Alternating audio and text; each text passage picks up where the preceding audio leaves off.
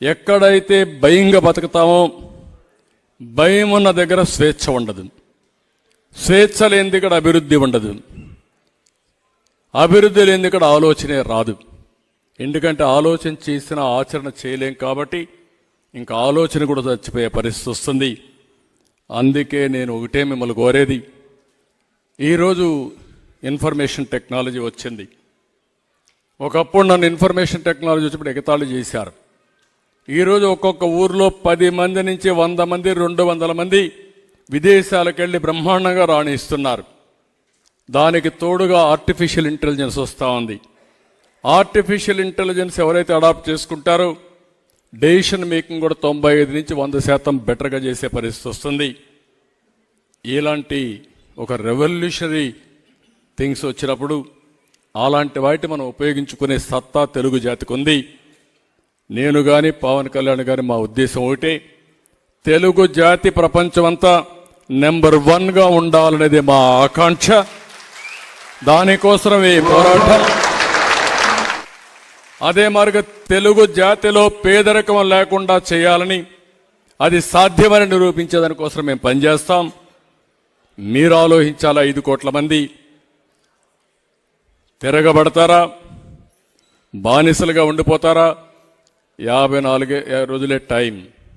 ఈ 54 రోజుల్లో మా బాధ్యత మేము నెరవేరుస్తాం.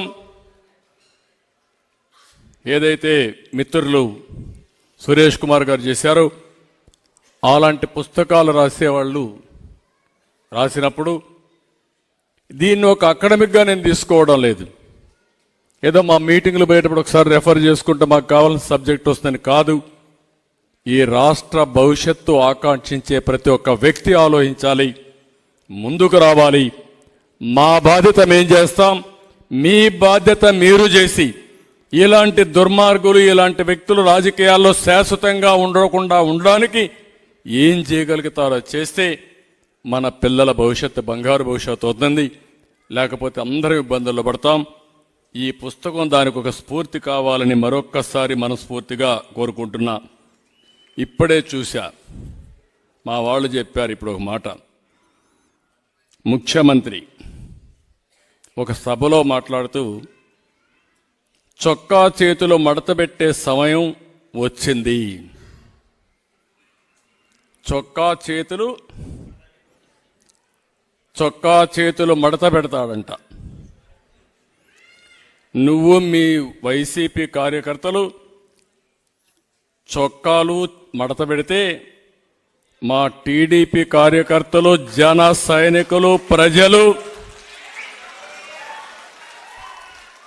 కుర్చీలు మడత పెడతారు.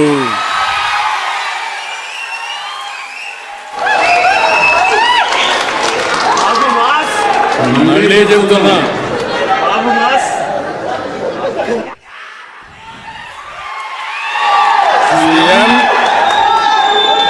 ఈరోజు సభలో మాట్లాడుతూ చొక్కా చేతులు మడత పెట్టే సమయం వచ్చింది.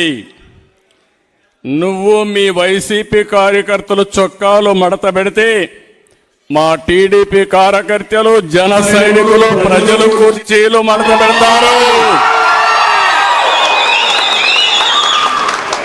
అందరూ కుర్చీలు మడత పెడితే ఏమవుతుందో తెలుసా? జగన్ రెడ్డి నీ కుర్చీ లేకుండా పోతుంది. నువ్వు ముఖ్యమంత్రి హోదాలో ఉన్నావు. ఎన్నికలంటే ద్వంద్వ యుద్ధం. చొక్కాలు చేతులు కుర్చీలు మడత పెట్టడం కొట్టుకోవడానికి కాదు. ఆ విషయం గుర్తుపెట్టుకొని ప్రవర్తిస్తే మేము కూడా గౌరవంగా ఉంటాం. కబద్దార్, జాగ్రత్తగా ఉండమని మరొక్కసారి సభ ద్వారా హెచ్చరిస్తున్నా.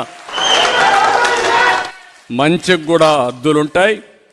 పిచ్చి పిచ్చి కూతలకు వస్తే దానికి పరిష్కారం చూపించే ధైర్యం కూడా 5 కోట్ల ప్రజలకు ఉందని మరొక్కసారి హెచ్చరిస్తూ, మరొక్కసారి ఈ పుస్తకం ప్రతి ఒక్క ఇంటికి చేరాలి. ప్రతి రచ్చబండ, ప్రతి టీ కొట్టు దగ్గరికి అంశాలు చర్చించాలి. 5 ఏళ్ల నరకాన్ని 54 రోజులు మీరు చర్చించాలి.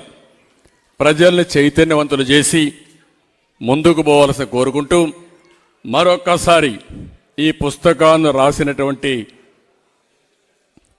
సురేష్ కుమార్ గారిని 5 కోట్ల ప్రజల తరపున మనస్ఫూర్తిగా అభినందిస్తూ ఒక చక్కని ఆయుధాన్ని మీరు ప్రజలకు ఇచ్చారు.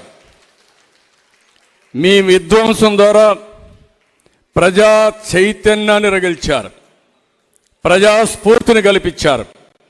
అలాంటి బ్రహ్మాండమైన పని చేసిన మిమ్మల్ని అమరావతి కోసం అమరావతి రైతులు ఏ విధంగా పోరాడుతున్నారో, మా ఆడబిడ్డలు ఏ విధంగా అయితే పోరాడుతున్నారో, అదేవిధంగా 5 కోట్ల ప్రజల కోసం మీరు ఒక స్ఫూర్తినిచ్చి పుస్తకం రాశారు. మిమ్మల్ని కూడా జాతి గుర్తుపెట్టుకుంటుంది. దానికి మనస్ఫూర్తిగా అభినందిస్తూ మరొకసారి అందరూ కూడా వారికి అభినందన తెలియజేసుకుంటూ సెలవు తీసుకున్నాను. జై హింద్, జై హింద్.